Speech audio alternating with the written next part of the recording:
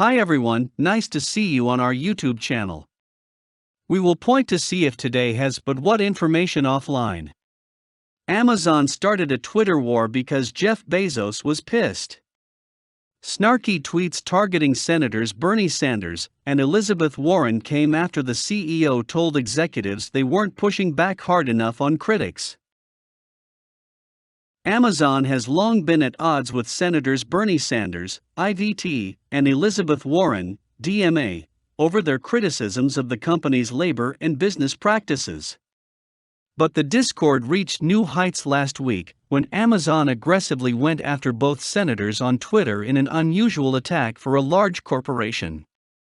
With each new snarky tweet from an Amazon executive or the company's official Twitter account, insiders and observers alike asked a version of the same question: what the hell is going on? It turns out that Amazon leaders were following a broad mandate from the very top of the company: fight back. Amazon CEO Jeff Bezos expressed dissatisfaction in recent weeks that company officials weren't more aggressive in how they pushed back against criticisms of the company that he and other leaders deem inaccurate or misleading. What followed was a series of snarky and aggressive tweets that ended up fueling their own media cycles. The timing was likely not coincidental. Bezos and other Amazon leaders are on edge as the company is facing the largest union election in its history at its Bessemer, Alabama, warehouse. Election results will be tallied early this week, and Amazon officials understand that if a majority of the employees vote to unionize, it could set off a chain reaction at other facilities, potentially forcing the e-commerce giant to overhaul how it manages its hundreds of thousands of frontline U.S. workers.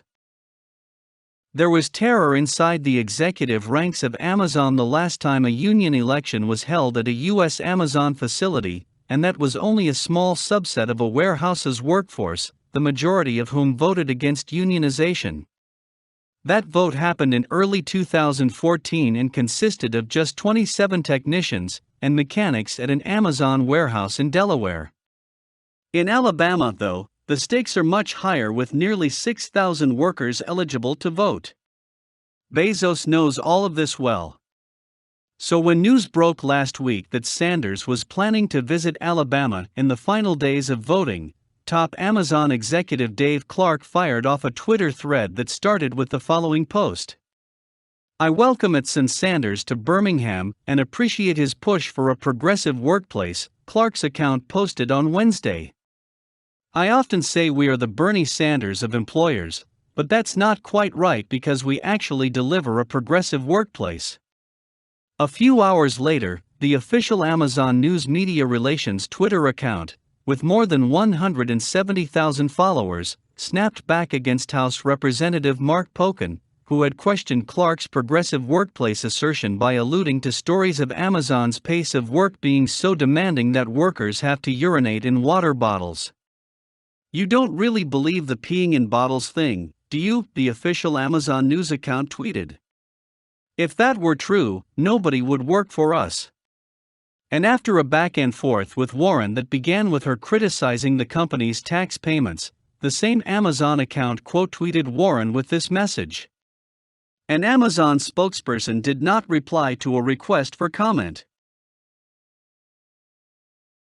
If Bezos wanted the news cycle off of the union drive for a bit, it sort of worked.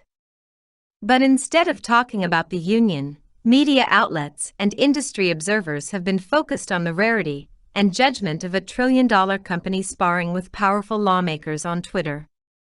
Amazon's pushback on Pocan's comment about workers peeing in bottles also ignited another news cycle after The Intercept revealed internal Amazon communications acknowledging that contractors who deliver Amazon packages sometimes defecate in bags and urinate in bottles. According to Record newspaper, Amazon warehouse workers who've spoken to Record over the years say it is indeed rare to hear of warehouse employees, as opposed to a delivery driver, urinating in bottles at work. But the bigger point many make is that it's not uncommon for workers to take other measures, such as limiting how much they drink, to reduce their need to use the bathroom for fear of missing their production quotas or getting written up by supervisors for too much time off task, as Amazon calls it. Inside Amazon, rank-and-file employees were also perplexed by the company's Twitter approach. "Suspicious activity on at Amazon News Twitter account" was the title of one internal support ticket, called a trouble ticket inside the company, filed by an Amazon security engineer last week. Over the past 2 days, there have been 2 threads by at Amazon News in response to comments made by U.S. government officials that have received considerable attention, the ticket reads. The tweets in question do not match the usual content posted by this account. The security engineer noted that the tweets were posted using Twitter's web app rather than Sprinkler, the social media management software typically used by the Amazon News account to post tweets. The tweets, according to the security engineer, are unnecessarily antagonistic, risking Amazon's brand, and may be a result of unauthorized access. The support ticket was closed without action, according to a source. That's the information we give you. Hope you guys enjoy it.